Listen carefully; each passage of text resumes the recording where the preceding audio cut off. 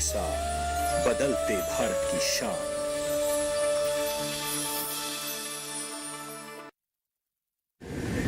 माँ कब आएगा? अभी आएगा। अरे बोलो ना माँ कब आएगा? बोला ना अभी आ जाएगा। ये ले आ गया कुआं। अरे कुआं नहीं माँ, हमारे घर नल से जल कब आएगा? नल से जल? अरे गुड्डी, बहुत जल्दी आएगा पानी। जल जीवन मिशन आ चुका है।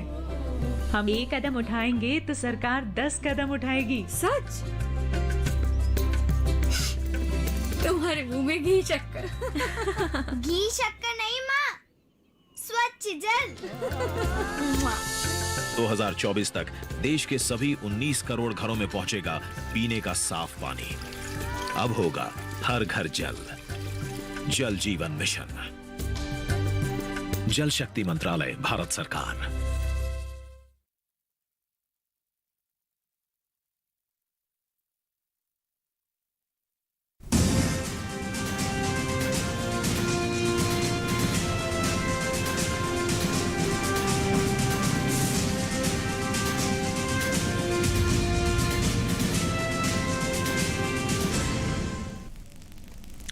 नमस्कार, किसान समाचार में आपका स्वागत है। मैं हूं चंद्रशेखर जोशी और आइए सबसे पहले देखते हैं इस वक्त की सुर्खियां।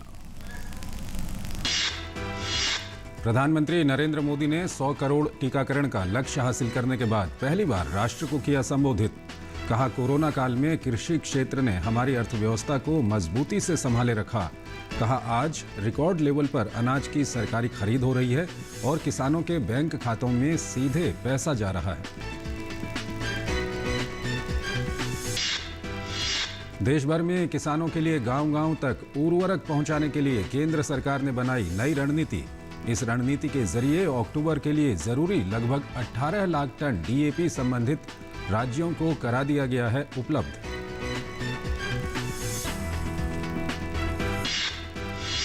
उत्तर प्रदेश में मुरादाबाद की कोसी और रामगंगा नदी में बाढ़ आने से किसानों की धान की फसल हुई खराब। अभी भी कई दिन तक खेत में रहेगा पानी। मुरादाबाद के जिला अधिकारी ने कहा, लगभग 11 गांवों में फसल हुई है प्रभावित। जहां से पानी निकल गया है उन खेतों का कराया जा रहा है सर्वे।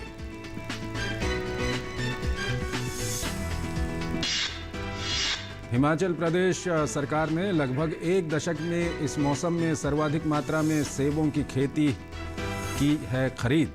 फलों की बिक्री संचालित करने वाली राज्य सरकार की संस्था एचएमपीसी और हिमफेड ने बाजार हस्तक्षेप योजना के तहत सेब की खरीद की। दोनों संस्थानों ने इस साल 70,000 मीट्रिक टन खरीदा सेब।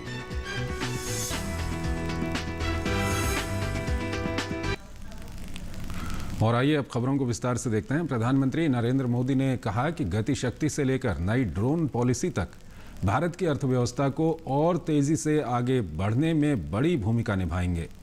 कोरोना काल में कृषि क्षेत्र ने हमारी अर्थव्यवस्था को मजबूती से संभाले रखा।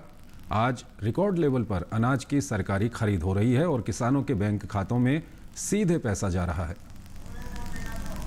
कोरोना काल में कृषि क्षेत्र ने हमारी अर्थव्यवस्था को मजबूती से संभाले रखा।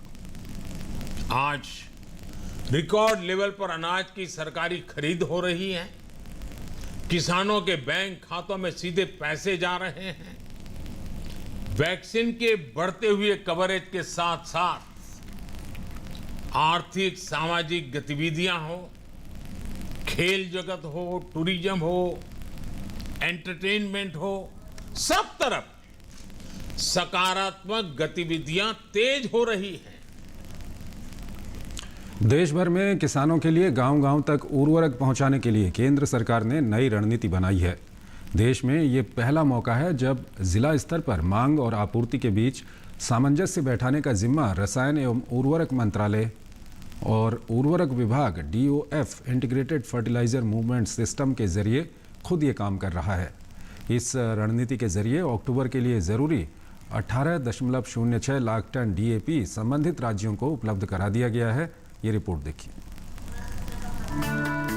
देश में वैश्विक स्तर पर डाई अमोनियम फास्फेट की कमी के संकट के बीच सही समय, सही जगह उर्वरकों की सही मात्रा की आपूर्ति सुनिश्चित करने के लिए उर्वरक विभाग का वार रूम 24 घंटे काम कर रहा है। राज्यों के कृषि विभाग और रेलवे बोर्ड के साथ तालमेल के जरिए फसल और जिलों के आधार पर माइक्रो मैनेजमेंट की रणनीति अपनाई जा रही है। देश में यह पहला मौका है जब जिला स्तर पर मांग और आपूर्ति के बीच सामंजस्य बैठाने का जिम्मा रसायन एवं उर्वरक मंत्रालय का उर्वरक विभाग इंटीग्रेटेड फर्टिलाइजर मूवमेंट सिस्टम के जरिए खुद यह काम कर रहा है। इसमें 15 lakh tonne opening stock, 3 lakh tonne का उत्पादन और 1 लाख टन आयातित डीएपी है। उर्वरक कंपनियां 6 लाख टन डीएपी का आयात कर रही हैं, जिसमें से 4.5 लाख टन डीएपी बंदरगाहों तक पहुंच गया है और इसी में से 1 लाख टन डीएपी मांग वाले राज्यों को भेज दिया गया है। वहीं बकाया 1.5 लाख टन डीएपी भी जल्द ही देश में पहुंच जाएगा। डीएपी और कॉम्प्लेक्स उर्वरकों की किल्लत के बीच चालू रबी सीजन में उर्वरक आपूर्ति के लिए उर्वरक विभाग की यह रणनीति काम करती दिख रही है। इसके तहत जहां उर्वरक विभाग 24 घंटे उर्वरकों के मूवमेंट की मॉनिटरिंग कर रहा है, वहीं इस आपूर्ति के लिए जिला स्तर पर फसल की जरूरत के हिसाब से आपूर्ति सुनिश्चित की जा रही है। केंद्र सरकार ने हाल ही में फर्टिलाइजर्स पर मिलने वाली सब्सिडी को भी बढ़ा दिया है, जिससे किसानों को दोहरा फायदा मिल रहा है। किसान के हित में मोदी जी ने फैसला किया कि देश में सब्सिडी बढ़ाई जाएगी और खाद की कीमत नहीं बढ़ाई जाएगी। उसको देखते हुए डीएपी में 1650 रुपीज़ सब्सिडी बढ़ाई गई, यूरिया में 1500 से बढ़ा के 2000 रुपीज़ किया गया, एनपीके में 900 से बढ़ा के 1015 रुपीज़ किया गया, एसएसपी में 315 सब्सिडी थी, उसको बढ़ा के प्रति बैग 375 रुपीज़ किया गया। कुल मिला के रबी सीजन में 28,000 करोड़ रुपया मोदी जी ने किसानों के लिए खाद की सब्सिडी के रूप में दिया है। रबी सीजन में डीएपी और कॉम्प्लेक्स उर्वरकों की कुल उपलब्धता की समस्या नहीं है। अक्टूबर में सरसों और आलू के लिए डीएपी की जरूरत होती है और वह पूरी हो चुकी है। अब केंद्र सरकार की प्राथमिकता गेहूं के लिए डीएपी उपलब्ध कराना है। अनुज यादव की रिपोर्ट, डीडी किसान। मुख्यमंत्री कृषि वाहिनी योजना के तहत स्थापित और नियोजित सौर परियोजनाओं के उत्कृष्ट कार्य के लिए महाराष्ट्र सरकार की महानिर्मिती बिजली कंपनी को केंद्रीय सड़क परिवहन और राजमार्ग मंत्री नितिन गडकरी के हाथों इंडिया ग्रीन एनर्जी राष्ट्रीय पुरस्कार से सम्मानित किया गया है। केंद्रीय नवीन और नवीकरणीय ऊर्जा मंत्रालय से संबद्ध Indian federation of green energy द्वारा आयोजित एक कार्यक्रम में बुधवार को इंडिया ग्रीन एनर्जी पुरस्कार वितरित किए गए। इस अवसर पर केंद्रीय नवीन एवं नवीकरणीय ऊर्जा राज्य मंत्री भगवंत खुबा और Indian federation of green energy के अध्यक्ष प्रमोद चौधरी उपस्थित थे। समारोह में उत्कृष्ट पर्यावरण हितैषी हरित ऊर्जा परियोजना का पुरस्कार महानिर्मिती कंपनी को प्रदान किया गया। ये पुरस्कार महानिर्मिती के अध्यक्ष और प्रबंध निदेशक संजय खंदारे ने स्वीकार किया। किसानों और कृषि पर ध्यान केंद्रित करते हुए राज्य सरकार ने मुख्यमंत्री कृषि वाहिनी योजना शुरू की। ये योजना राज्य सरकार की महानिर्मिती कंपनी के माध्यम से क्रियान्वित की जाती है। इस योजना के तहत सौर ऊर्जा के माध्यम से विद्युतीकरण द्वारा पारंपरिक ऊर्जा की बचत हो रही है और पर्यावरण के अनुकूल हरित ऊर्जा भी उत्पन्न हो रही है। ये योजना कृषि के लिए कारगर साबित हो रही है और पर्यावरण की समृद्धि भी हासिल कर रही है। सौर ऊर्जा का उपयोग कर कृषि को समृद्ध बनाने की राज्य सरकार की ये सराहनीय पहल ऊर्जा और कृषि विकास को एक नया आयाम दे रही है। इस मौके पर नितिन गडकरी ने कहा कि सरकार किसानों के उत्थान के लिए लगातार काम कर रही है। हमारे देश में राइस के साथ, कॉर्न के साथ वीट भी सरप्लस है, यानी एडिबल ऑयल सीड छोड़कर सब शॉर्टेज है। और ये सरप्लस वाली बातों ने एग्रीकल्चर सेक्टर को पूरा अड़चन में लाया और हमने पिछले कुछ सालों में 2-3 सालों में 1.5 लाख करोड़ भारत सरकार ने एमएसपी के बराबर की प्राइस देने के लिए हमने किसानों को खरीदने के लिए पैसा खर्चा किया है, 1.5 लाख करोड़। तो आप समझिए कि ये प्रॉब्लम की ग्रेविटी कितनी बड़ी है। और इसलिए हमें इस बात को समझना पड़ेगा कि जो सोशली, इकोनॉमिकली, एजुकेशनली बैकवर्ड लोग हैं एग्रीकल्चर सेक्टर में, उनके सर्वाइवल के लिए अगर उसका एनर्जी के साथ अगर हम नहीं जोड़ पाएंगे जो अन्नदाता है वो एनर्जी दाता, ऊर्जा दाता अगर बनेगा तो देश में किसान जिंदा रहेगा, नहीं तो आने वाले समय में और तकलीफें हो सकती है। उत्तर प्रदेश के मुरादाबाद ज़िले के कोसी और रामगंगा नदी में आई बाढ़ के बाद मुरादाबाद ज़िले के किसान बेहाल हैं। किसानों की पूरी फसल अभी भी बाढ़ में डूबी हुई है। ऐसे में कुछ इलाकों में पानी कम हुआ है तो किसान अपनी बची हुई फसल को बचाने में लगे हुए हैं। ऐसे में मुरादाबाद ज़िले में सबसे ज़्यादा धान के किसानों का नुकसान हुआ है। कुछ किसानों ने अपने धान की तैयार फसल को काट लिया था और वहीं कुछ काटने की तैयारी में थे। ऐसे में पहले बारिश और उसके बाद बाढ़ ने पूरी फसल को बर्बाद कर दिया। खेतों में पानी भरा हुआ है। ऐसे में जैसे ही पानी कम हो रहा है तो किसान अपनी बची हुई धान की फसल को सुखाने में लग गए हैं। किसानों की माने तो ये फसल बाज़ार में तो नहीं बिकेगी, लेकिन उनके कुछ खाने का जुगाड़ हो जाएगा। वहीं मुरादाबाद के मूढ़ा पांडे थाना क्षेत्र के रहने वाले एक किसान की माने तो उसने किराए पर ज़मीन लेकर ये खेती की थी, जिसमें पहले किराया और उसके बाद लागत पूरी तरीके से बर्बाद हो गई है और कर्ज अलग हो गया है। ऐसे में यदि सरकार मुआवजा भी देती है तो ज़मीन मालिक को ही मिलेगा। उनका तो पूरा 6 महीने की मेहनत बर्बाद हो गई है और उससे अलग अब चिंता यह है कि कर्ज कैसे चुकाया जाएगा। टाइम से रेस्क्यू के काम शुरू कर दिए गए, जिसकी वजह से जान हानि नहीं हुई और ये सबसे इम्पॉर्टेंट चीज़ है। बाकी जो लोगों के राहत कार्य हैं वो चल रहे हैं। रेस्क्यू का काम में अब कुछ बचा नहीं, पानी उतर रहा है, पानी उतर चुका है ज़्यादातर क्षेत्रों से और काफ़ी जो घिरे हुए हैं जहाँ पानी है भी वो बहुत ज़्यादा पानी नहीं रह गया है।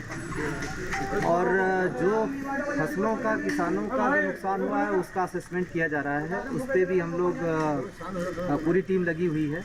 तो हर एक तरीके से जहाँ भी जैसा भी डैमेज हुआ है उसका असेसमेंट करके उसको अनुरूप लोगों को रिलीफ वर्क भी देने की का काम प्राथमिकता पे हो, ये भी तेज़ी से चलेगा। गांव वैसे तो अमूमन बाढ़ का जो है वो 100 से ज़्यादा गांव में है, लेकिन अभी भी 50 से ज़्यादा गांव ऐसे हैं जो अभी पूरी तरह पानी से घिरे हुए हैं। हालांकि पानी इतना ज़्यादा नहीं है कि वो आ जा ना सकें, लेकिन फिर भी अभी पानी से घिरे हुए हैं। उन सारे गाँव में हर एक गाँव में हमारी पहुँच है। कुछ एक गाँव को छोड़कर 5-6 ऐसे गाँव हैं जहाँ पर बोट से अभी भी जाने की ज़रूरत पड़ रही है। बाकी सारे गाँव में पूरी तरह से पैट है और जिन गाँव में जो गाँव इस तरह से बोट से कनेक्टेड हैं केवल, वहाँ पे भी कोई दिक्कत नहीं है। लगातार प्रशासन उनके संपर्क में है, तो कोई ऐसी स्थिति नहीं है जहाँ पे अभी हमारी पहुँच ना हो पाए। उत्तराखंड में रविवार और सोमवार को आई प्रलयंकारी आपदा से राज्य के कई जिले प्रभावित हुए हैं। प्रदेश में अब युद्ध स्तर पर राहत का काम जारी है। सेना, एनडीआरएफ, आईटीबीपी, एसडीआरएफ, पुलिस और दमकल आपदा राहत कार्यों में लगे हुए हैं। साथ ही राज्य सरकार ने प्रभावित क्षेत्रों में मेडिकल टीम को भी रवाना किया है, जिससे कि बीमारियों को फैलने से रोका जा सके। साथ ही आपदा के पहले दिन से ही प्रधानमंत्री नरेंद्र मोदी ने विशेष तौर पर उत्तराखंड की स्थिति पर नज़र बनाए रखी है। आपदा की स्थिति का जायजा लेने के लिए स्वयं गृह मंत्री ने गुरुवार हवाई सर्वेक्षण किया। मुख्यमंत्री पुष्कर सिंह धामी ने चमोली जिले के डोंगरी गांव पहुंचकर आपदा में लापता लोगों के परिजनों से मुलाकात की। मुख्यमंत्री ने राज्य सरकार की ओर से हर संभव सहायता के प्रति आश्वस्त किया है।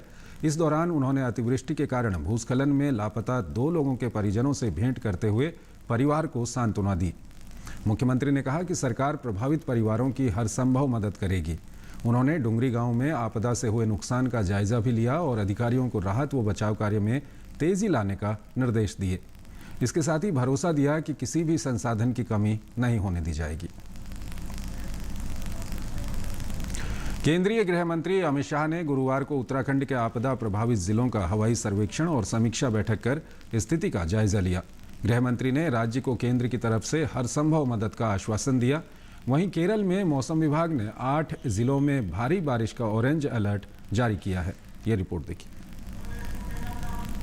केंद्रीय गृह मंत्री अमित शाह ने गुरुवार को उत्तराखंड में गढ़वाल और कुमाऊं मंडल के आपदा प्रभावित क्षेत्रों का हवाई सर्वेक्षण किया।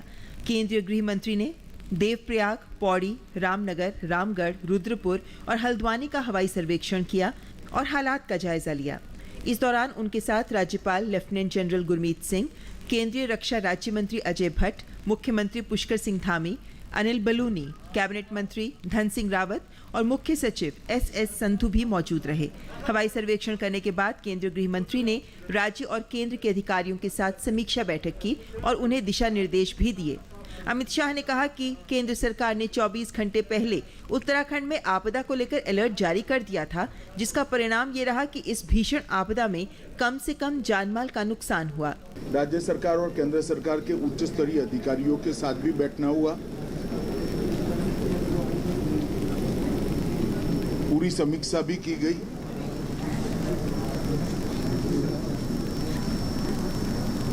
एक बात ये सुनिश्चित निकल कर आई कि भारत सरकार की ओर से समय पर चेतावनी मिलने के कारण बहुत कम मात्रा में नुकसान हुआ।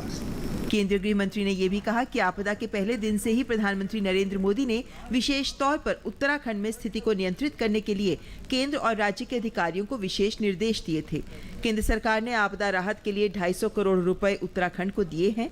केंद्रीय गृह मंत्री ने आपदा प्रबंधन के लिए राज्य के मुख्यमंत्री पुष्कर सिंह धामी की तारीफ की। मुख्यमंत्री जी के नेतृत्व में पूरा राज्य का प्रशासन रेस्क्यू के लिए लगा और इसके कारण बहुत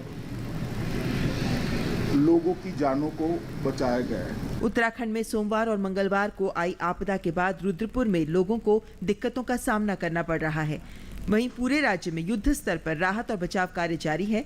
धारचूला के दारमा घाटी और व्यास घाटी में मौसम साफ होने के बाद वायुसेना के हेलीकॉप्टरों की मदद से फंसे हुए यात्रियों को निकालने का काम जारी है। हमने एक चिनूक जो है आर्मी का हेली वहाँ भेजा है गुंजी, उसमें भी 30 लोग जो है रेस्क्यू हो गए हैं, वो पिथौरागढ़ पहुँचने वाले हैं और इस प्रकार से जगह जगह जहाँ भी लोग फंसे हुए हैं उनको हम निकालने की कार्रवाई कर रहे हैं। वहीं मौसम विभाग ने केरल के 8 जिलों पथनमथिट्टा, कोट्टयम, इदुक्की, पालक्काड, मल्लपुरम, कोझिकोड, वायनाड और कन्नूर के लिए 25 अक्टूबर तक भारी बारिश का ऑरेंज अलर्ट जारी किया है।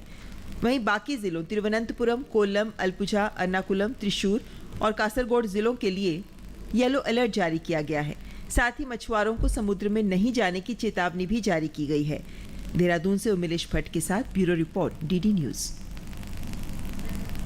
हिमाचल प्रदेश सरकार ने लगभग 1 दशक में इस मौसम में सर्वाधिक मात्रा में सेब की खरीद की है। फलों की बिक्री संचालित करने वाली राज्य सरकार की संस्था HMPC और हिमफेड ने बाजार हस्तक्षेप योजना के तहत सेब की ये खरीद की।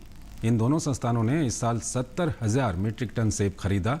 HMPC ने 35,000 मीट्रिक टन और हिमफेड ने 33,000 मीट्रिक टन सेब खरीदे। पिछले 1 दशक में हिमफेड की ये सर्वाधिक मात्रा में सेब की खरीद है। HMPC ने भी पिछले 1 दशक में पहली बार रिकॉर्ड मात्रा में सेब की खरीद की है। HMPC सेबों की खरीद का एक हिस्सा जूस और जैम बनाने के लिए इस्तेमाल करता है, जबकि बाकी सेब परवाणु में नीलाम कर दिए जाते हैं। और आइए अब बात करते हैं मंडी भाव की।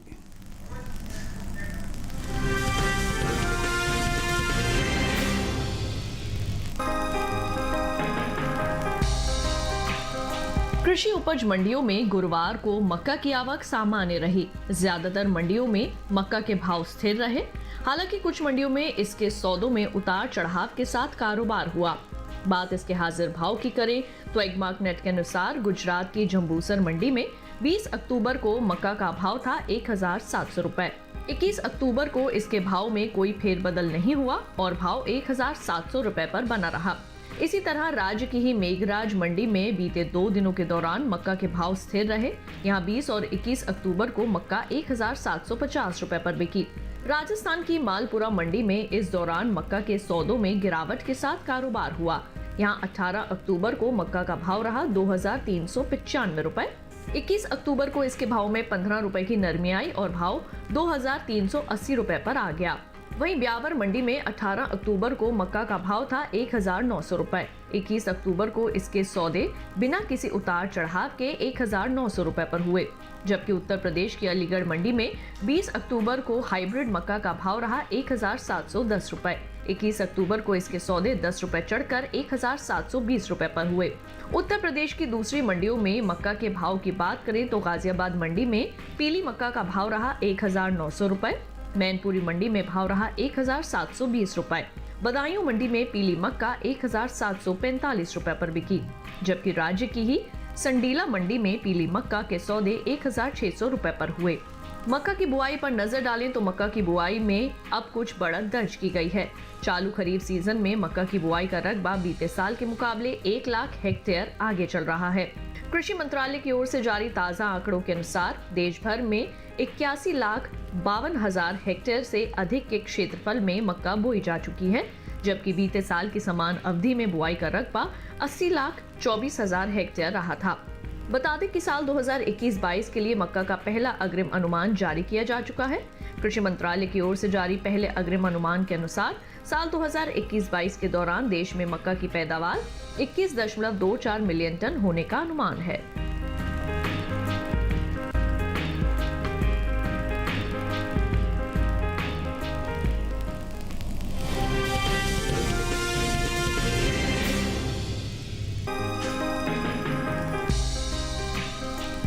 अधिकतर कृषि उपज मंडियों में ग्वार की आवक सामान्य रही। गुरुवार को ज्यादातर मंडियों में ग्वार के सौदे मजबूती के साथ हुए। बात ग्वारगम के निर्यात की करें तो साल 2021 के अप्रैल से अगस्त महीने के दौरान ग्वारगम का निर्यात बढ़ा है। सरकारी एजेंसी एपिडा की ओर से जारी ताजा आंकड़ों के अनुसार साल 2021 में बीते 5 महीने के दौरान ग्वारगम का निर्यात 42,000 टन बढ़कर 1,33,000 टन के पार पहुंच गया है, जबकि बीते साल की समान अवधि के दौरान निर्यात महज 90,796 टन का ही हुआ था। फिलहाल एग्मार्कनेट के अनुसार कृषि उपज मंडियों में ग्वार के हाजिर भाव कुछ इस प्रकार रहे। गुजरात की कलौल मंडी में 18 अक्टूबर को ग्वार का भाव रहा 5,750 रुपए क्विंटल। 21 अक्टूबर को इसके भाव में 275 रुपए का उछाल आया और भाव 6,025 रुपए क्विंटल पर जा पहुंचे। राज्य की ही रापर मंडी में ग्वार के सौदों में बढ़त के साथ कारोबार हुआ। यहां 20 अक्टूबर को ग्वार का भाव था 5,625 रुपए क्विंटल। 21 अक्टूबर को इसके भाव में 12 रुपए की तेजी आई और भाव 5,637 रुपए क्विंटल दर्ज किया गया। राजस्थान की विजयनगर मंडी में 20 अक्टूबर को ग्वार का भाव रहा 5,070 रुपए क्विंटल। 21 अक्टूबर को इसके सौदों में 200 रुपए की तेजी आई और भाव 5,270 रुपए क्विंटल पर जा पहुंचे। ग्वार के भाव में बढ़त का सिलसिला राज्य की गोलूवाला मंडी में भी बना रहा। यहां बुधवार को ग्वार का भाव था 5,750 रुपए क्विंटल, जबकि गुरुवार को भाव 100 रुपए मजबूत होकर 5,850 रुपए क्विंटल दर्ज किया गया। जयपुर मंडी में 20 अक्टूबर को ग्वार का भाव था 5,540 रुपए क्विंटल। 21 अक्टूबर को इसके भाव में 2 रुपए की तेजी आई और भाव 5,542 रुपए क्विंटल दर्ज किया गया। राजस्थान की दूसरी मंडियों में ग्वार के भाव की बात करें तो जोधपुर मंडी में गुरुवार को ग्वार का भाव रहा 5,380 रुपए क्विंटल, जबकि मालपुरा मंडी में ग्वार के सौदे 5,400 रुपए क्विंटल पर हुए।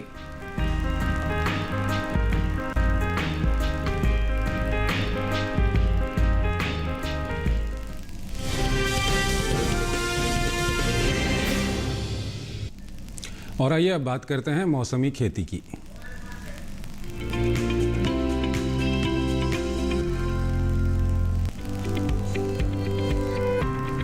मौसम को ध्यान में रखते हुए मध्य प्रदेश के सतपुड़ा पठारी क्षेत्र में अगेती मटर की बुवाई कर लें। साथ ही यहाँ के किसान सोयाबीन की कटाई का काम करें। मालवा पठारी अंचल के किसान सरसों की बुवाई करें। वहीं छत्तीसगढ़ के किसान धान की कटाई का काम करें। बस्तर पठारी क्षेत्र में पक चुके खरीफ दलहनी फसलें जैसे मूंग और उड़द की कटाई कर लें। साथ ही यहाँ के किसान अरहर की कटाई कर लें। कटी उपज को सुरक्षित स्थान पर भंडारित करें। वहीं पश्चिम बंगाल के पहाड़ी क्षेत्र में सोयाबीन, मूंग और उड़द के खेत में जल निकासी की व्यवस्था करें। यहाँ के किसान धान की फसल में भी उचित जल निकासी की व्यवस्था रखें।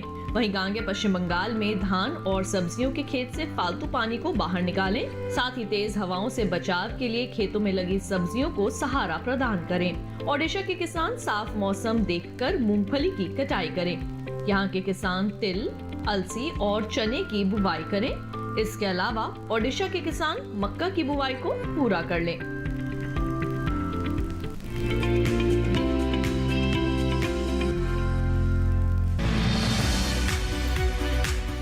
इस समय पालक की बुआई की जा सकती है। पालक को मैदानी और पहाड़ी दोनों क्षेत्रों में बोया जा सकता है। मैदानी इलाकों में सर्दी के मौसम में ये ज्यादा बोई जाती है। वैसे तो इसे किसी भी प्रकार की मिट्टी में बोया जा सकता है, फिर भी दोमट मिट्टी इसके लिए सर्वोत्तम मानी जाती है। अलग अलग राज्यों के लिए अलग अलग किस्में हैं। किसान वैज्ञानिकों से सलाह लेकर बीज का चुनाव कर सकते हैं। अच्छी नमी से बुआई करने पर तुरंत सिंचाई की जरूरत नहीं पड़ती, फिर भी बुआई के 8 से 10 दिन बाद सिंचाई करना आवश्यक है। इसके बाद 10 से 15 दिन के अंतराल पर सिंचाई करते रहें। पत्तियों की हर कटाई के बाद सिंचाई करना ना भूलें। खरपतवार नियंत्रण के लिए बोने के 15 से 20 दिन बाद पहली निराई गुड़ाई कर दें। पालक के लिए 2 से 3 बार निराई गुड़ाई करनी चाहिए। पत्तेदार सब्जियों में आमतौर पर बीमारी नहीं लगती, फिर भी अगर बीमारी लग जाए तो कटाई के बाद दवा छिड़कें ताकि पत्तियों पर दवाई का असर ना हो। वैसे पालक में सर्कोस्पोरा लीफ स्पॉट और डंपिंग ऑफ जैसी बीमारियों की आशंका रहती है। लीफ माइनर, चैंपा, माहू और इल्ली जैसे कीट पालक की पत्तियों को नुकसान पहुंचा सकते हैं। बचाव के लिए विशेषज्ञों की सलाह पर उचित दवाएं छिड़कें। ध्यान रखें कि फसल में किसी भी प्रकार की दवा का छिड़काव करने से पहले कृषि विशेषज्ञों से सलाह जरूर लें। पालक की 1 हेक्टेयर में 80 से 100 क्विंटल तक पैदावार होती है। इसे कई बार काटा जा सकता है।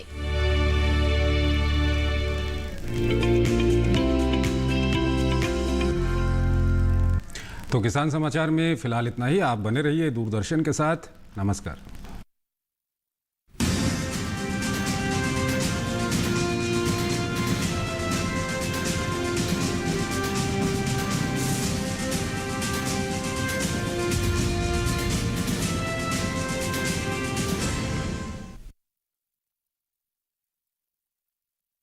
वजन की कमी क्यों खतरा बन जाती है? बाड़ी की नमी, खून कम होने पर क्या करें इंतजाम? पेट के कीड़ों की क्यों जरूरी है रोकथाम? देखिए बकरियों में प्रतिरोधक कृमियों की समस्या। अपना पशु चिकित्सक रविवार शाम 6:30 बजे सिर्फ दूरदर्शन किसान पर। अच्छी होगी पैदावार,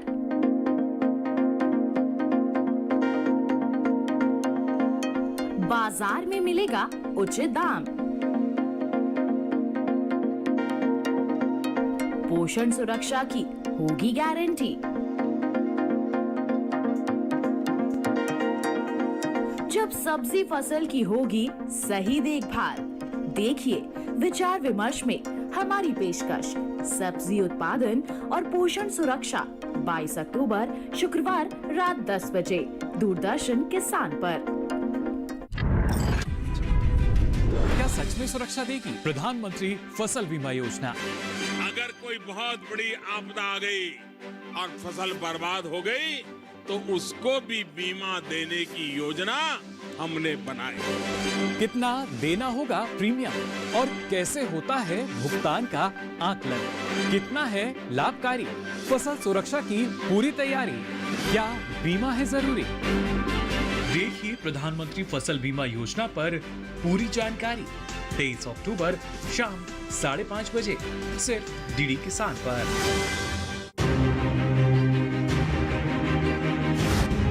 शरीर ही नहीं दिमाग पर भी हो रहा है असर।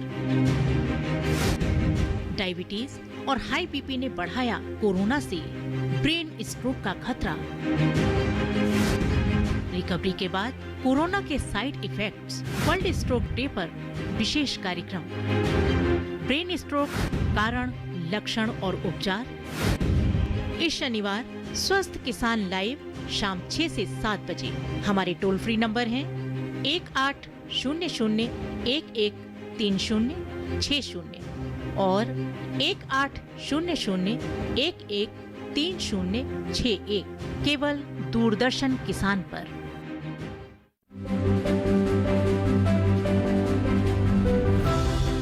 नए जमाने की नई तस्वीर। अब छत पर लगे टीवी एंटेना को कहो गुड बाय सदा के लिए। समय के साथ बदलें, आगे बढ़ें। ले आए आज ही दूरदर्शन का डीडी फ्री डिश। इसमें है आपके पसंदीदा 100 से ज्यादा टीवी चैनल्स।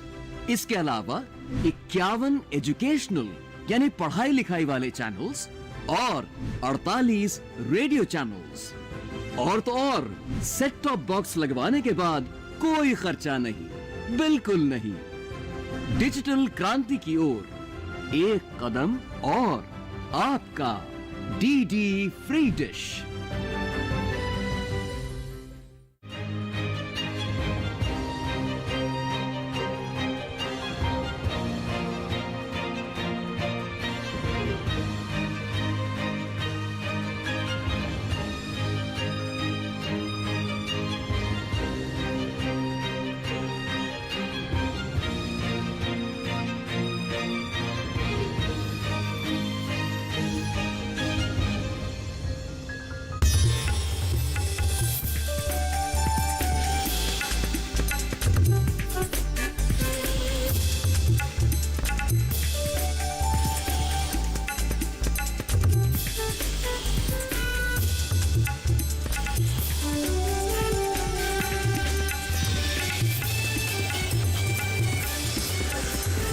डीडी किसान, बदलते भारत की शान।